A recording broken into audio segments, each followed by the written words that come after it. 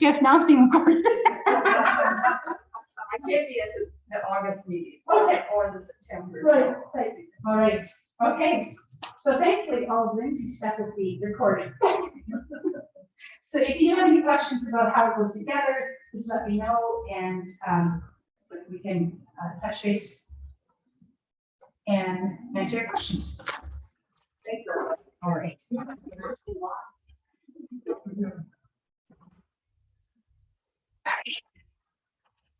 Excellent. Do you have somebody for this September welcome one? We need one more, I have to look about September, we need one more person, the rest of the year is covered except for 1 month, I'm not sure which one it is. Right. So if anybody in the room or online is brave and would like to step up and host a block of the month, we need one more person. Excellent. All right. And that puts us right into Lindsay's presentation, which I'm really looking forward to. Okay, everybody can hear me? Yes, no, thumbs up, thumbs down? Oh, maybe being, I think it's no is the word. Is she being spotlighted now? No, I'm gonna come up to be spotlight.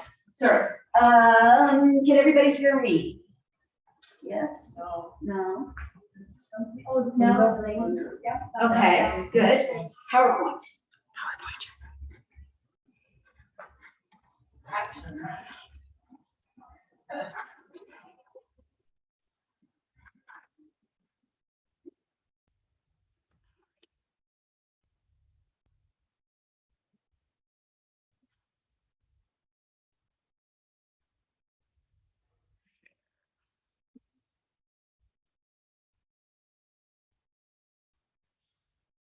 And can we do another presentation one? Yeah.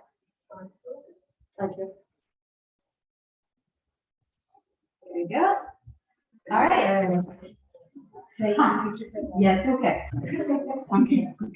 I'll forget. Thank you. I asked you to take a picture for the video. Okay, so I am Lindsay Jansen. I am going to be talking about big stitch quilting. And next slide, please. So I don't know if anybody else here is focusing on. I was really in the curse about my hand quilting for a really long time. For a couple of years, I thought, oh, this is too complicated, it's super exciting, I can't do it. And then I started volunteering at the Fan Shop Pioneer Village, and I told them that I was a quilter, and they said, that's great, we've got this whole quilting program set up, we'd love it if you helped. So they had like a whole quilting bee set up where people could like work on the quilts, and I was supposed to demonstrate my quilting on it, right? And I tried my best to keep everything tiny and delicate and perfect, but my 1/8 of an inches started to turn into 1/4 of an inches, and they kind of went one way or another. And on more than one occasion, the person who was in charge of our big stitch, or sorry, of the quilting bee just ripped out all of my stitches and replaced them with her own. Around that time, I was working on this quilt, which did absolutely nothing for me. So every time I tried to sew around the embroidered panels, they would just puff up and pucker and just look gross. They wouldn't sew flat. And I'm like, okay, I'm gonna try hand quilting. And my stitches were so big, I was so embarrassed. I ripped all of that out and I tied up the quilt and I gave it away so I wouldn't have to look at it anymore. Next slide.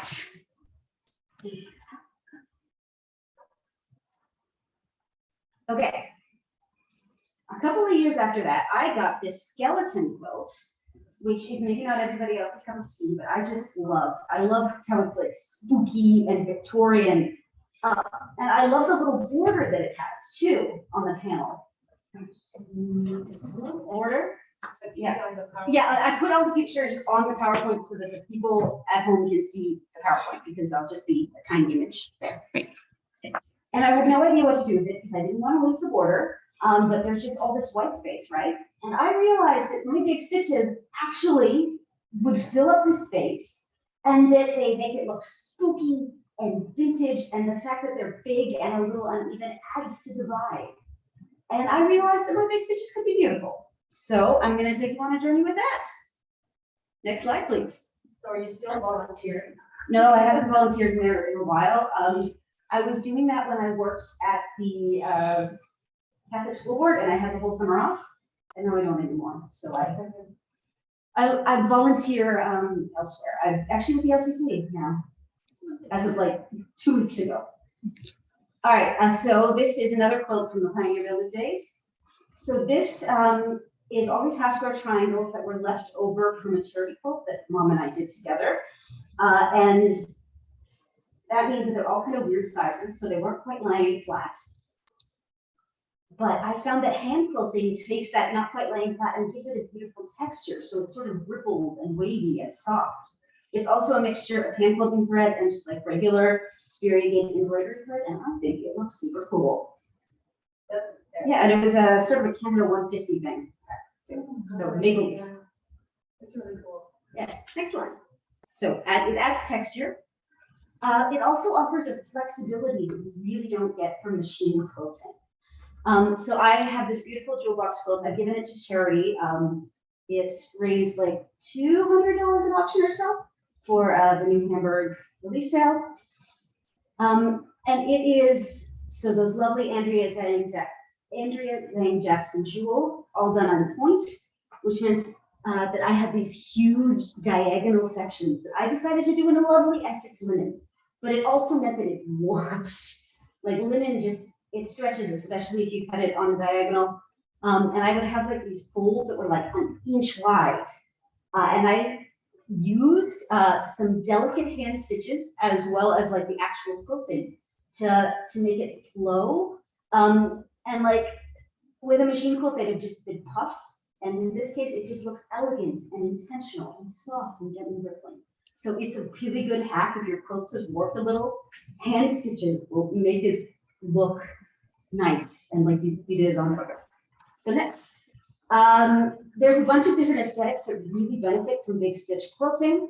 The vintage aesthetic, I think, is one that is in particular. This quilt, which is called Down Home, is all made out of 1930s reproduction fabrics. And the little embroidered panels are 1930s reproduction patterns. And the big stitches make it look like something that could actually come from the 30s. And then we have this one here, which is called Katana Slash, which kind of takes me into a whole little sideway. So yeah, it's sort of up there. It's in the corner. It was made out of Japanese cotton and silk that my mom bought for me for Japan. So I had this tiny little bit of silk that I turned into the little slashes in the fabric. And there is this whole Japanese movement called sashiko, which I think a lot of people know about. It was actually traditionally used as like a clothing thing, so layers of fabric were sewn together with run-in stitches. And samurai would wear it under their armor. And it's both embroidery and quilting because it's decorative, but it also goes through multiple layers of fabric. So a lot of Japanese inspired things, they look beautiful with these big stitches, and they really emphasize the little flashes in the fabric. And then there is a whole internet movement called cottagecore, which is all about dressing yourself in your house like you live in a Victorian cabin or cottage. And I made this quilt while at a cottage, and it is called cottagecore. And the big stitches really give it that authentic cottagecore feel. Show them the back. Oh yeah, the back, so you can really see the stitches on the back. Can you explain cottagecore a little more? Okay, sorry, I don't mean to stereotype, but it is very much a movement for like millennials. So like you'll start, you see like a lot of women wearing these sort of prairie dresses now with like a big sleeve, longer. It's people like really getting into vintage stuff, simple things. It's really started during the pandemic, and I think like the whole idea is like harkening back to a simpler time when the world was a little less on fire. So basically dressing like you're in the Laura Ingalls Wilder novel and dressing your house like you live in a Victorian cabin. Yeah. And then I think like for hand quilting, it's hand quilting and hand sewing have to go together. So this thing is a giant grandmother's garden quilt where everything is English paper piece in the traditional way. So all of this is hand stitching except for the binding, which is done by machine. Yes. So I had to absolutely do it in with my big stitch hand quilting. And I think for stuff for kids in particular, it really adds like this innocent, light feeling. Even like this quilt right here, the big stitches, I think they kind of make it look like one of those pages that you practice your writing on, you know? So I think it looks really good for kids. Highlighting these real briefly. This one, using the quilting, actually really highlights that it's variegated cotton. So if you come up closely, you can see that it's got 2 shades of pink in it. This one's done with echo quilting, and then this one's another sort of Chico inspired piece, which brings me to the next slide. What kind of, are you talking about threads now? Yeah, we're going to talk about threads. All right, so you don't need much to do big stitch quilting. I've added as comprehensive a list as I can possibly get, but there's a bunch of things that like, you don't need them if you don't want them. Thread. I would recommend hand quilting thread or an embroidery thread, but Sashiko thread also works really well because it's supposed to be used for this exact purpose. I did go to a workshop with a Sashiko embroiderer once, and she said that it's really fibrous and not to lick it. So use a needle threader or like spin in your hands. You can actually use regular thread if you want to as well. It doesn't lie as flat, but like it can work. You can also buy like this thread wax, which I believe is for sale at Stash, and turn your regular thread into hand quilting thread, because hand quilting thread is just regular thread with wax on it. Okay, and then you also need a hoop. Again, you don't necessarily need a hoop. Like if you're doing really big stitches, it's not always strictly necessary. Like this one, they're far enough away, you don't need a hoop.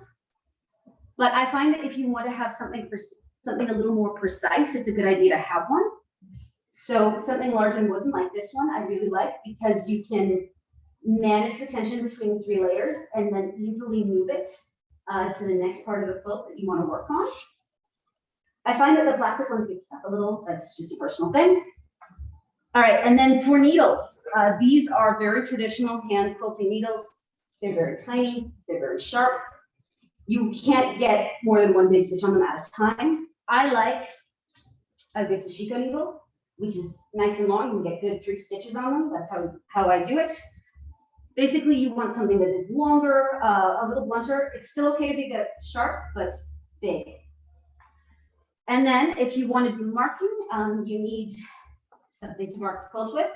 There are like dozens, if not hundreds of different things you can mark your quilts with, but I'm pretty simple. A regular pencil is fine.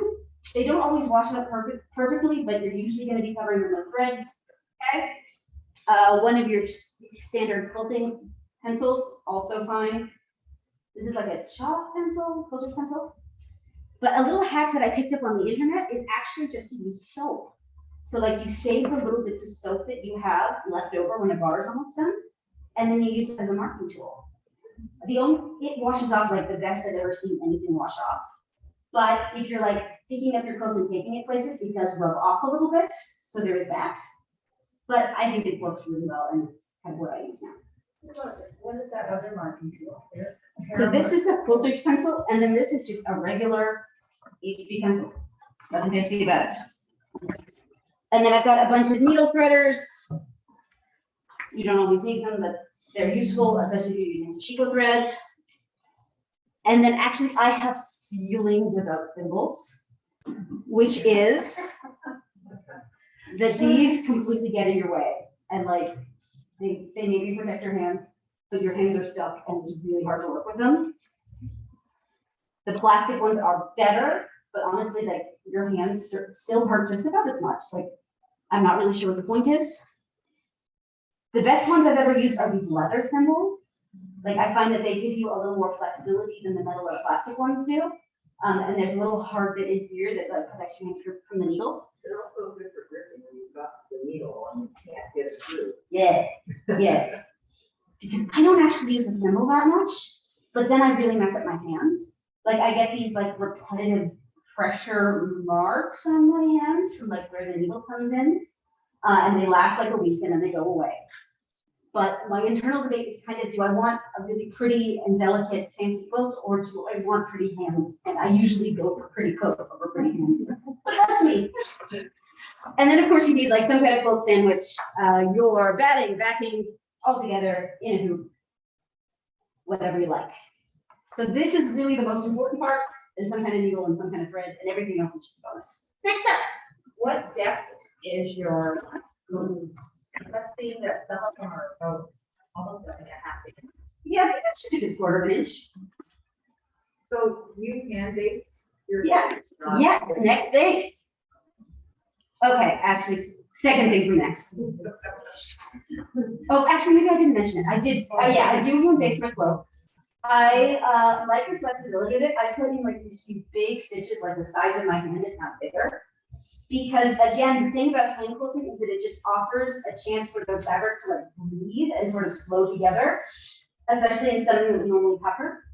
So if you see a puffer starting to form, you just cut the thread and it's gone. Whereas if you've got like it using the fabric glue stuff, like you're kind of stuck. So this I find just brutal. All right, so actually putting this together, there is a fancy thing called a quilter's knot that the lady who ripped out all my stitches tried to teach me how to do. I can't do it. So what I do is a regular knot. You want it just big enough that it will stay inside the fabric, but not so big that it won't go through the threads of your fabric. So it's very hard to see, but like a little knot. And then you take the little knot and you just sort of gently pop it inside the fabric. So it'll have a moment of resistance where it's just in the top. And then you pop it and it disappears. And then after that, you're just doing running stitches. If you're not familiar with running stitches, you take the needle out, you pull the needle in, and you just do that until you are happy with how much you've pulled it. And the nice thing about using a Chico needle in particular is that you can in and out, and in and out, and get a whole row done. I really love Sashiko as a way to practice this technique. So I brought this little Sashiko bag. Keystone Modern Creative sells all of these kits, and they're just lovely. They come pre-marked with the pattern, so all you have to do is follow it, and it gives you the exact, like how long all your stitches could be. So it's really great for practicing. However, I would also like to say that like, this is a handmade thing using big stitches. If it's not perfect, it just looks more handmade, and that's okay. All right, next one. The library has a lot of good books on Sashiko. Yeah, excellent. The library has a lot of good books on Sashiko. So how to quilt it in particular, this is me having my own opinions. You can stitch in the ditch, which is following the seam line. I hate doing that because there's a bunch of layers of fabric there and it just gets harder. What I do is stitch near the ditch, so about a quarter of an inch away, just enough to avoid any loose fabric from the seams, using that as a guideline.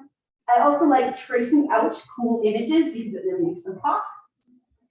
And something that I've just learned from our Shannon Fraser lecture a few months ago was making these little shapes and adding them as like improvisational quilting, and I think that looks really cool. So this one's called Wedding Bouquet. It's for a coworker who's getting married. Got a bunch of flowers in it. And it has a very fancy piece back, so you can see the improv quilting on that one. All right, and then next slide. So I wanted to highlight a couple of resources if you want to learn more. There is some stuff in the library as well. If you prefer a book, there's Big Stitch Quilting by C. Forrester. Wonderful and Shannon Fraser both have wonderful tutorials. And then Easy Big Stitch Hand Quilting Tutorial by Homemade Emily James is a video if you prefer videos. And then, next slide. So basically my big takeaway from this is to not be afraid of your big stitches because they can actually make your quilt look better. Like this one is one of my favorite quilts that I made. It was my first thing during the pandemic. And the big black embroidered stitches really make the jewels pop. So they almost look 3D. So big stitch quilting. It wouldn't look as nice without it. And then last slide, I brought in a couple of hoops and some threads if you want to give it a try. This one is another one of those sort of fun childlike ones that we won in our show a couple years ago. I think it's fun. So give it a try. There's every supply that you could need if you want to give it a try. I only have 3 hoops though, so. I understand some people are getting into using it on their binding as well. Yes, sometimes that is more work than I want to do on binding, but it looks beautiful. I've seen people do like rows of crosses on their binding, gorgeous. Too much work for me. Any other questions or thoughts? Great presentation.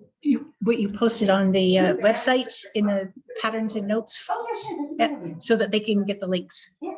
G-Bands, I don't know if you're familiar with them, but they are sort of almost the grandparents of some. Yeah, I can see that it's supposed to look handmade and put together, yeah. Any other thoughts? Can we look at them? Yes, of course. I'm just gonna leave them here as a display. If people want to look at them, I figure we'll finish up field business first. Yeah, yeah. Here it is. Thanks so much. Yeah, yeah. And Angelina has a draw for us. Everyone get your tickets out. Oh, Oh, yeah, and you didn't get a ticket. You didn't buy it. Right. I was gonna take your mask off for the talk, and I.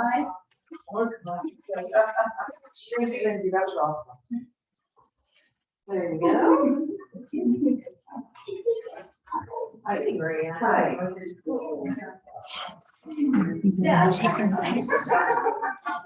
Like it's very dense. I forgot to say, it's really bad hand quilting. Sheila, come and get your ticket for the draw. Everyone have a ticket now? Everyone signed in? Oh, hey, stranger. Yeah.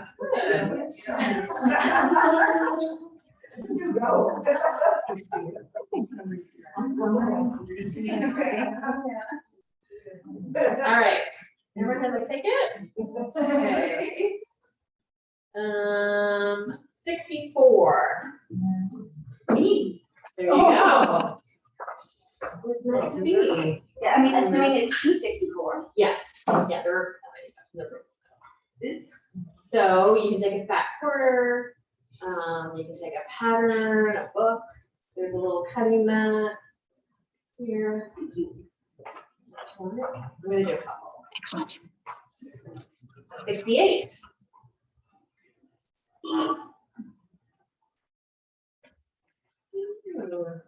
Kristen?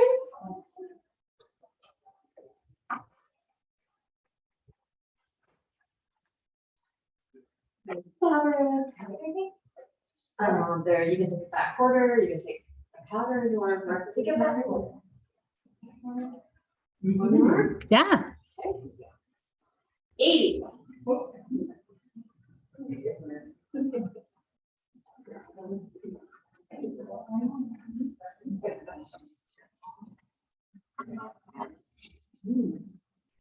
Patterns, if you wanna, you don't have to do it right now, but if you want to control, if you want a pattern, you control for the link, cutting board, book, fat quarter.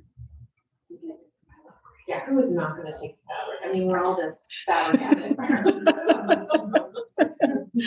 And just really quickly, if any of you never received, if you joined once the pandemic had started, since then, and you didn't get a name tag kit, we have a name tag kit here, so you can come up and get one and make your name tag, because we're encouraging all of us, including myself, who have still never made a name tag.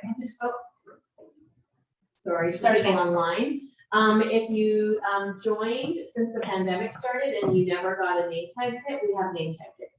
So the next time you come to Quilt Guild, or for those of you who are here, if you need a little kit to make your name tag, you can come up and get one. And there's also a little logo that you can use, our London Modern Quilt Guild logo, and there's a Modern Quilt Guild pin that you get as well.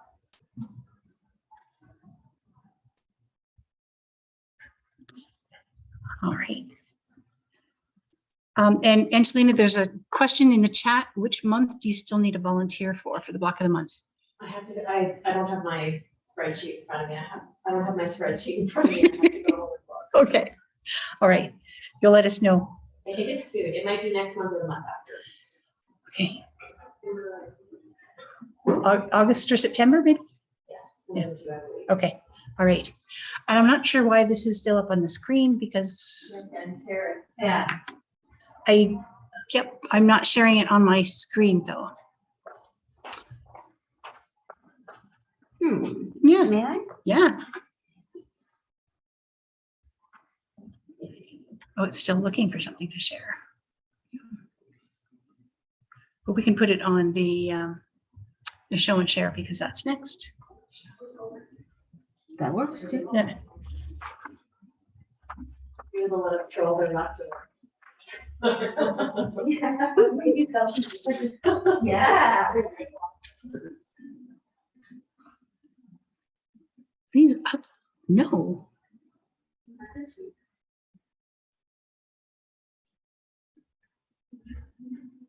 Do you have to make it smaller or go up, in the left-hand corner to the 3 dots, maybe make it red? Look at the end part. Yeah, try it, yeah. It's not. There you go. And there you go.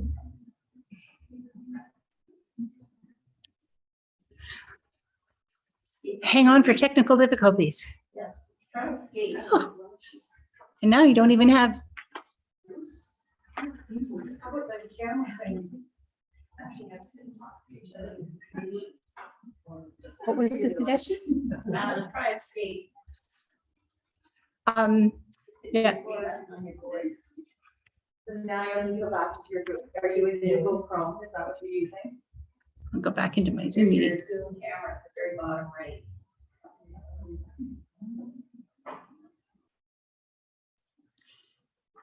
Yeah, it's up on my screen. If we can make it further now. Right, and it's not. Oh dear. Is it like decided it's two cameras because of the other one? Nope, because it's the A different person. cameras. Yeah, it is a different person.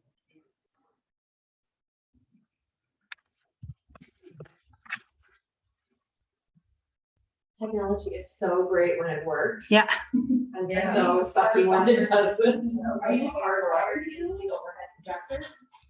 Yes. So I would try unplugging it and plugging it back in. Excellent suggestion. There we go. When I like that. Yeah. Yeah. I'm gonna get those.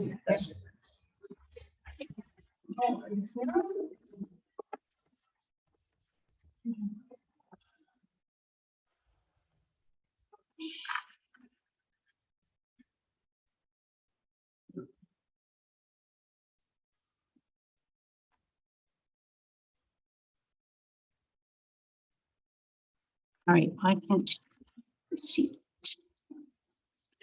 Well, the thing is, we have one item that, so for at home, can you see, can you still see the presentation? You can still see the camera?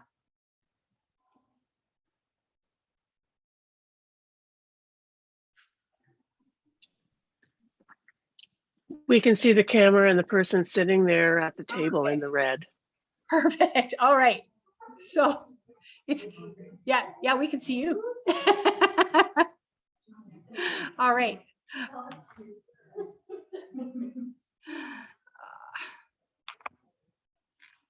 And I can still share. Yeah.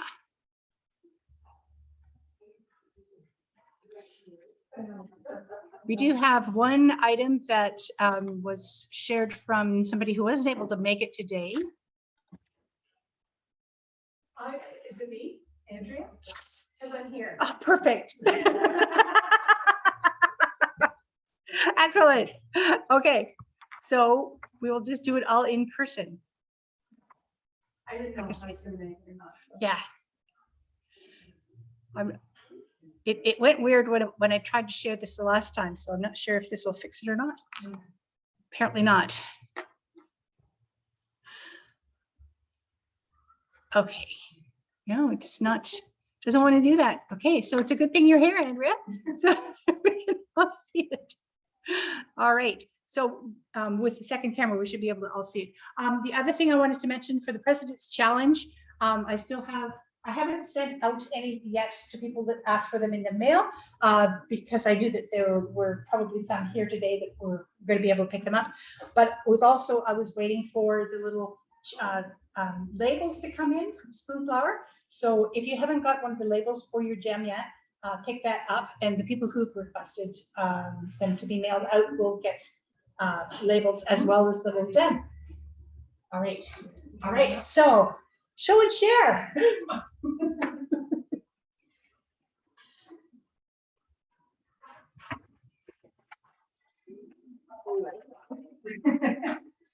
At my very first meeting, I think it was Krista Henneberry. Oh, do I have your Berry? I'm just holding it. You want me to hold it? My very first meeting was with Krista Henneberry, and I wasn't sure if I was modern culture at that point, but after seeing her, I sure knew I was. Because I bought 2 patterns from her that day, and haven't made the second one, but just finished this one. So I love the pattern because I was a math teacher, and it's called Round Peg Square Hole. And then I also loved the fabric that she used, sort of the ombre, and so I went looking. I found 2 of these colors in a quilt shop in Simcoe. And they didn't have any others, and she said, well, they're not really making it anymore. So I thought, oh darn. But I went home and I Googled what was on the salvage edge, and I found Lindley General Store. Do you know that place? I think it's in Meaford. Awesome. They had the exact other 2 colors that I wanted. And I ordered it, and I hadn't been ordering fabric online up to that point. And it was there in 2 days. It was awesome. So it was an all-around great experience. And then I just got my walking foot fixed. And so I was able to finish the quilting, and here we are. Did you bind it or did you? I faced it.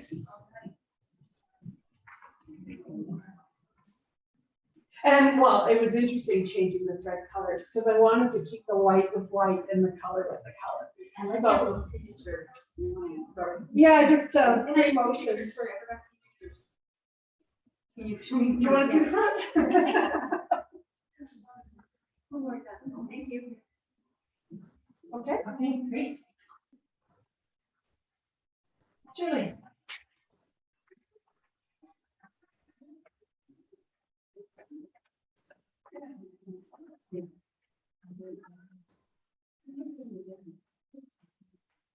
So I finished, yep, this is a Jaybird pattern called Glimmer. And I started it years ago and didn't have the same gray for the border. So the border and the binding step up the grays, and it was quilted by Kristen. So very low volume colors. Hanging in my living room for summer.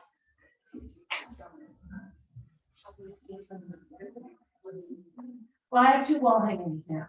Okay. One for 75% of the year that I just need to do something. So this is Flight Path. It's a wedding present for people who like to travel.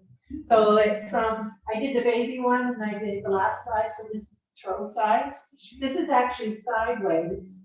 And Anne-Line's quilted it for me. It's an edge to edge pattern, but she put the quilt on the frame sideways so that when it's up this way, it looks like the wind blowing.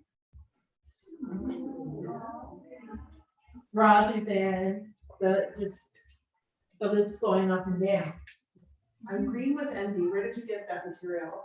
I love the. Which one? All of it. Stash.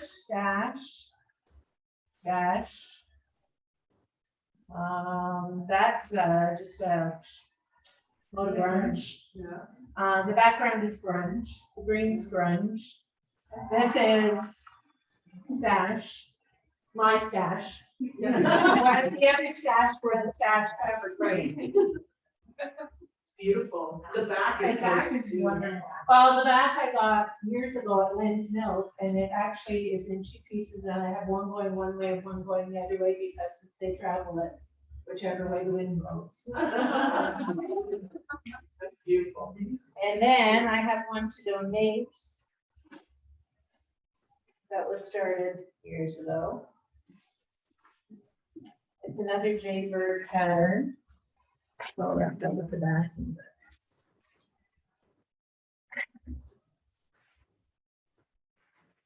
Are you working too? No, no. Well, I work 1 day a week sometimes when Brenda needs me. So the middle of it, this is the top, is a Jaybird pattern called Arcade Game. Cute. But I thought it would be fair to donate it and expect someone to do the binding on this. So I used the Super Sidekick ruler, sewed in all the triangles, put on the line border, and then this is leftover from years ago. So it's a twin size, and if someone will quilt it, we can donate it to. How did you do the license on that? The only time I had to worry was these ones on the ends, because these are all done in rows, according to the Oh. pattern. Wow. That's why Jaybird patterns work a little bit easier, and then I've got binding from my stash. So if someone wants to take that and have fun with it. So that's what I've been up to. And I don't keep dry tickets because I don't need any more fabric. This helps downsize some. And then the back is mostly orange. I had to sew a little bit on the top and bottom to make it long enough to go on the frame. So it'll coordinate with the front. Thank you. Wow. Any speaker? Yes, you do. There you go. All right. Welcome back to Zoom. Sure. Come on.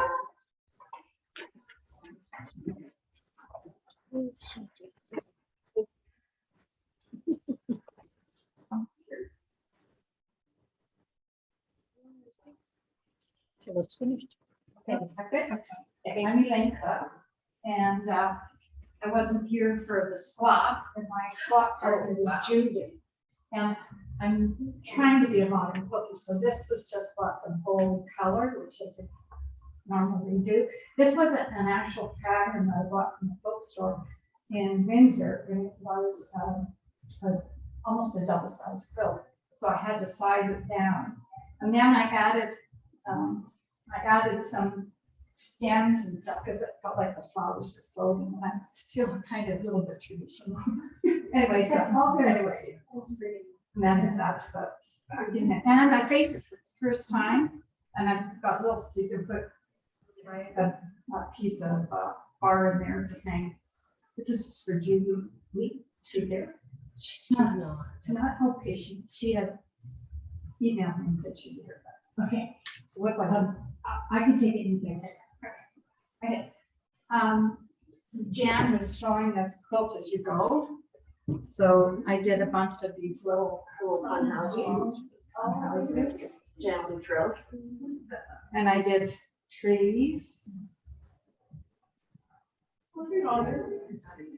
The fabric of that last tree is really cute. And then another tree. I like the little cuts made in the tree. Yeah. And then another little house. And another house. I was having fun. What are you gonna do with them? Well, they're for charities, so I'll give them to, I guess, Linda, and if somebody has other pieces. If not, I can make some. We moved to London in 2012 from Northern Ontario into our condo, and it's called Oakridge Close. And we have a clubhouse, a main building that you can host big parties and live. So we used to go to Texas for the winter and started staying home 4 years ago. So I started sewing and started out, had 4 girls. 2 knew how to sew, the rest didn't. We now have 12. And they're getting into quilting and learning to cut. So we made this charity quilt. And it's in the Ukrainian colors. So everybody donated fabric and cut squares. And then we made a backing quilt. Well, I guess it didn't bring the backing. The backing is just pieces of leftover materials. And we've got a binding for it, so once it's quilted,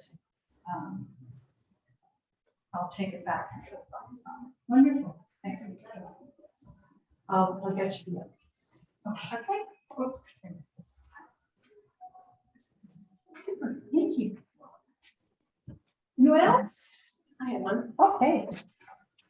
This is for our outreach. I made a little, sorry. I made a little puff baby quilt. I wanted to try the technique. And so I thought, well, I'll just do baby size. So, you know, always good to do baby size when you're learning. And then I don't have any babies or plan on having any babies. So I thought it'd be great to give it for our outreach. It's a free pattern by Lo and Behold Stitchery in Black Mountain, North Carolina. And it's a free pattern, and she has a tutorial and a video tutorial. So you can watch every step on the video and follow along. I had fun making it. I really liked it. It's really easy. It has little ties. That's the part I don't love, because you have these weird little, you know, pieces on the back. So I tried initially, I was like, I'm not going to tie it. I'm going to clip it by my sheet. That lasted about 18 minutes as I spent time cursing and trying to pick out these ridiculously tiny stitches, because it just got stuck. It's just way too thick and way too heavy. So I would like to make a bigger one for myself, but I need to resolve what I would do instead.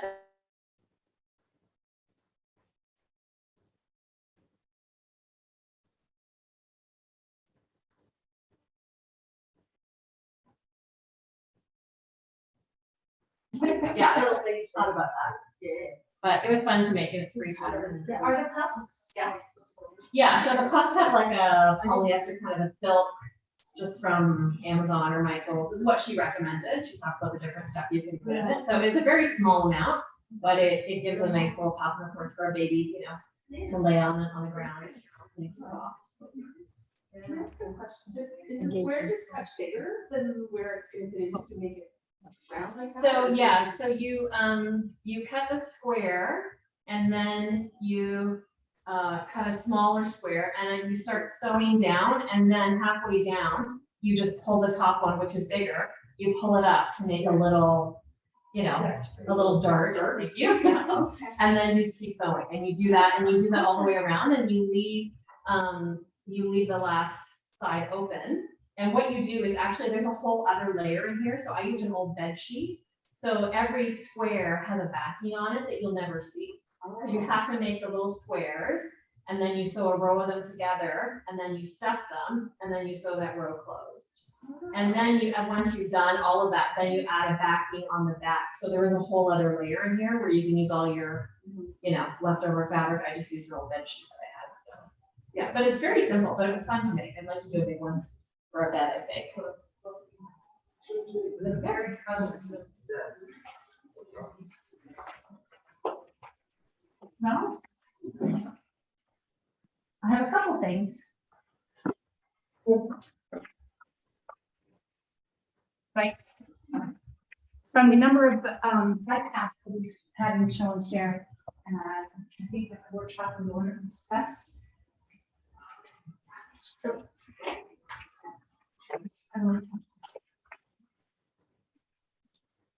This is the bike path that I made.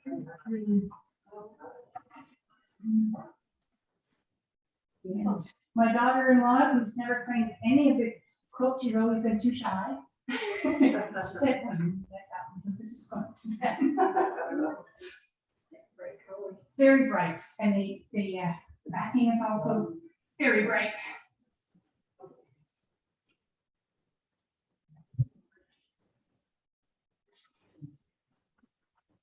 I have one more.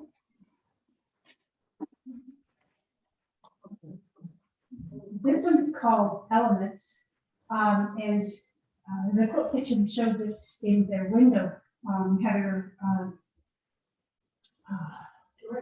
Stewart had one of these that she had made and put in the window. And I was making a quilt for my brother-in-law's family, working with his niece. And so I had made her quilt in the fall, and we were planning a quilt for her mom and dad.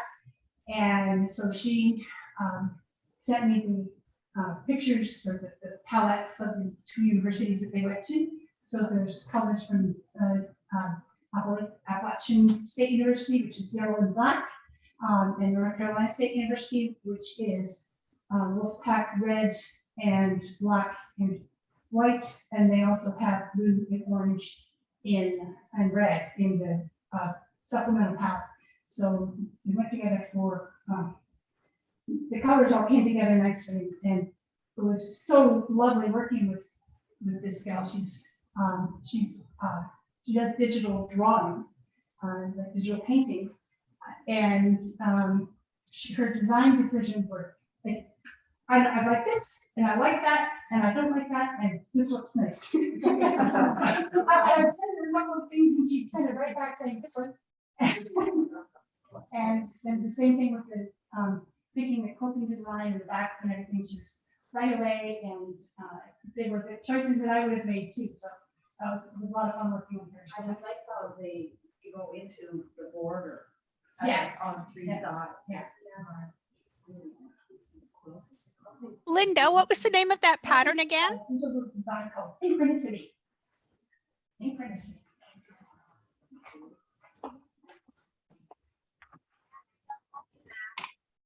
Better on the back?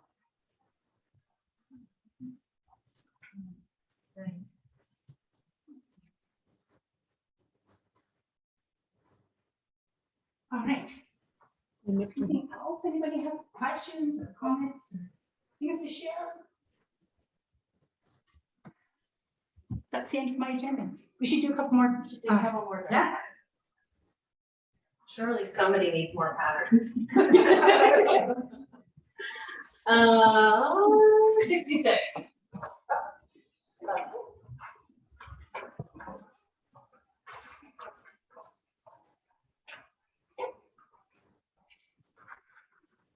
And 69.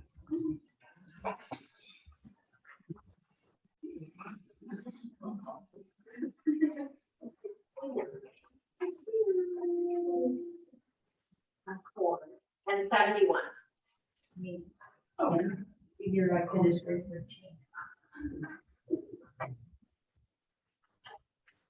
There's a book. There's patterns, if you want to go through the patterns, the rules on the cutting boards.